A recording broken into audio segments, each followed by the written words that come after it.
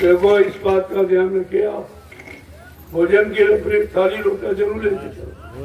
रोज कहा जाता है। इतनी बार कहा गया कि भोजन करने के लिए अपना शुद्ध पात्र रखो। जितना पात्र शुद्ध होगा उतना भोजन शुद्ध होगा, जितना भोजन शुद्ध होगा उतना भजन शुद्ध होगा। सही भजन करने के लिए आपको शुद्धता का विशेष ध्यान देना। ये पत्थर पता नहीं किसने बनाए हो, किस शराबी मांसाहारियों के बनाए हुए, और किसने बेचा वो कैसा, आप तो ले आए खरीद कर तो खाने लगे उसे। ये कुछ आपने विचार किया नहीं, इसलिए सब सोच समझ कर आपको मना किया कि अपना बर्तन अपने साथ, ये सबसे बड़ी शुद्धता है। इसलिए जो लोग चलेंगे सब थाली लोटा लेके, मैं भी आऊंगा ऐसा नहीं है, देखूंगा भाई मैं वहां रहूंगा, ये थोड़ी तुम्ही को धूम में कर, मैं भी धूम में रहूंगा। जय गुरुदेव। अब आप अपना थाली लोटा ले लो, झंडा डंडा ले लो, और ये धनुष माला है आपका, इसको हमेशा कंधे पर रखो। आदेश तो यही था कि धनुष माल कभी छोड़ना नहीं, ये तुम्हारी सुरक्षा का अस्त्र है, अपना नहीं। यहाँ तो जंगल है तो हर वक्त आपके साथ होना चाहिए, और ये काटने के लिए कुछ बांके ले और कुछ कुल्हाड़ी, बाकी सब फावड़े। कुछ लोग काटे छाटेंगे, बाकी लोग फावड़े सुखा देंगे। फावड़े का काम ज्यादा है, चलो उसको साफ कर दो। अपना एक मतलब स्थान, क्योंकि सारे हिंदुस्तान में ही होना है और उस क्षेत्र में है भी नहीं। कोई न कोई ऐसा चिन्ह बना दिया जाएगा जिससे लाखों लोग लाभ उठाएंगे। अब वो क्या बना हो तो मालिक की दया पर निर्भर है, उनकी जो मौज होगी वही बन जाएगा और सबके काम आएगा। लेकिन पहले जगह तो होनी चाहिए, बगैर जगह तो कुछ नहीं होगा। और यहाँ विस्तार इसलिए है कि जितने राष्ट्रीय कार्यक्रम है सब आश्रम पर, इधर उधर नहीं। जी सर। बाकी छोटे मोटे कार्यक्रम तो जगह जगह होंगे देश में, लेकिन बड़े कार्यक्रम केवल यहाँ, क्योंकि उन कार्यक्रमों की आपको परमिशन नहीं और जगह भी आपको नहीं मिल पाएगी। अब संगत बड़ी तेजी से बढ़ गई, एक कार्यक्रम में सबके 2-3 हजार रुपये बढ़ जाता, वैसे भी इतनी ज्यादा, और हर कार्यक्रम में ऐसी बढ़ती रहेगी तो फिर, और आश्रम पर सभी लोग आ जाते, सबकी इच्छा होती चलो आश्रम पर चलेंगे। और आश्रम की महिमा कुछ अलग है, वो भी लाभ प्रेमियों को मिल जाता। और अपनी आप निजी व्यवस्था है, पानी की मतलब यानी लकड़ी की, उधर नहाने धोने सब व्यवस्था, मतलब ठहरने की अपनी निजी है।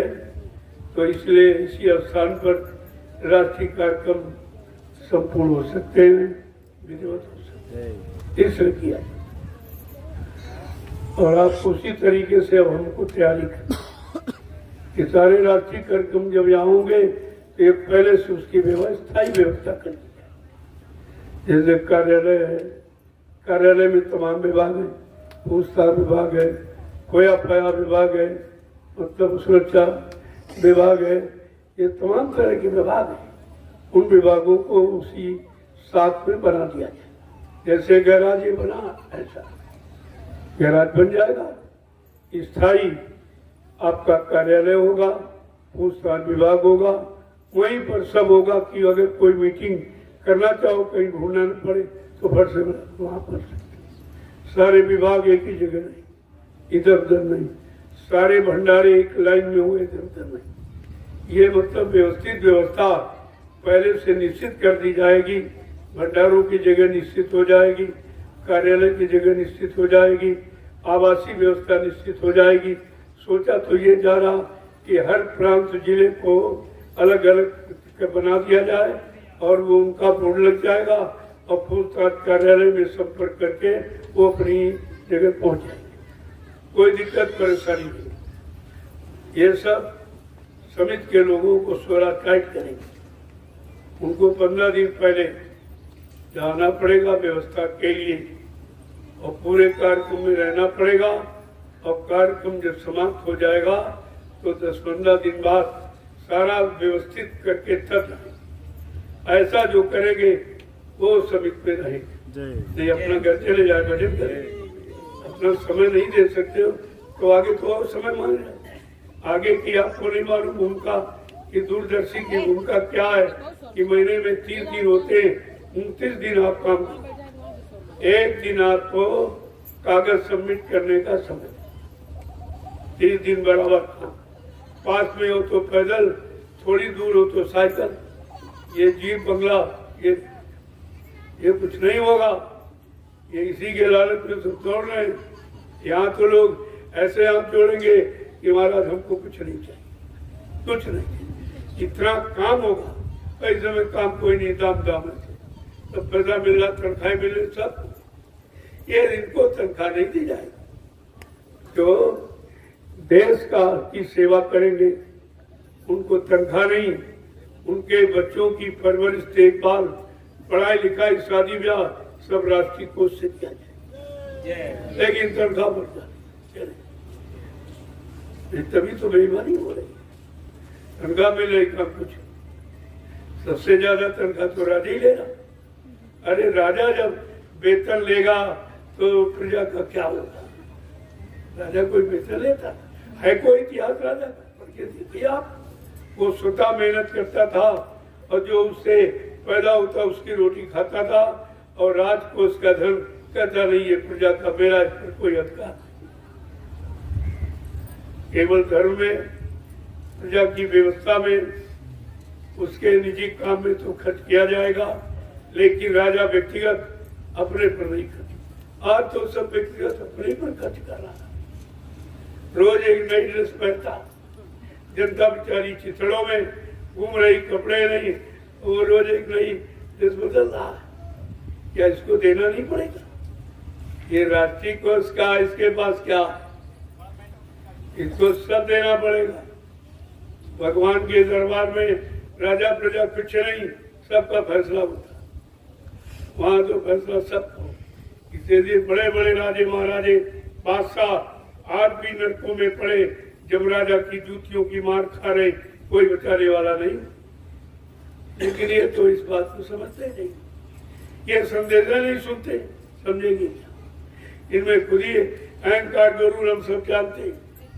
जो अपने लिए नहीं जानता, अपने जीवात्मा के कल्याण के नहीं जानता, किन कर्मों के करके, यानी जो कौन कर्म हमें करने चाहिए, कौन नहीं करने चाहिए, जब वो अपने कर्मों को विधान नहीं जानता तो क्या जानता? चले जाता। इसलिए यथा राजा तथा प्रजा। अब जैसा राजा बनोगे वैसे ही तुमको करना पड़ेगा, तुमको उसके अनुसार चलना पड़ेगा, उसके गंदे कानून नियम को मानना भी पड़ेगा। ये सब होगा। आप लोग चलिए अपने काम में रहो, ये तो सब चलता रहेगा। इससे इसी को तो दूर करने का एक तुम्हारा प्रयास है। और ये सब काम क्यों आपको सिखाया जा रहा, ये ट्रेनिंग क्यों दी जा रही? देश को समृद्धशाली बनाने की, देश के लोगों को स्वयं स्वावलंबी बनाने की, अपनी मेहनत, परिश्रम, ईमानदारी से रहने के लिए ऐसी व्यवस्था का सूत्रपात हो रहा है। इनको भी क्या समझ में आ, जब आएगा तो समझ में आ जाएगा। जब वो खड़ा हो जाएगा, एक एक मिनट पल घड़ी का तुम्हारा हिसाब बताएगा। तुम इतने साल राजा रहे, तुमने ये किया, ये किया, ये किया। उस समय आप क्या कहोगे, क्या बोलोगे उस समय? वो तो एक एक मिनट की घटना तुम्हारी खोल के रखे। इनको अभी इसकी कोई खबर नहीं, इनको इसका विश्वास कि कोई देख भी रहा है, कोई नोट भी कर रहा है, कोई हमको समझ भी रहा है, कोई समझा भी रहा। तो सब तो काम हो रहा है, काम कुछ बंद है। अब तुम न करो, न मानो, तो तुम जानो तुम्हारा काम जाने। महात्मा अपना फर्ज अदा करते, अपने राजा को, अपनी प्रजा पर कोई कष्ट आता दिखाई दे रहा तो समय से आपको इशारा कर देते, अगर मान जाओगे तो ठीक है, नहीं मान जाओ तो विनाश हो जाए। देखा नहीं महाभारत सबने समझाया, लेकिन राजा ने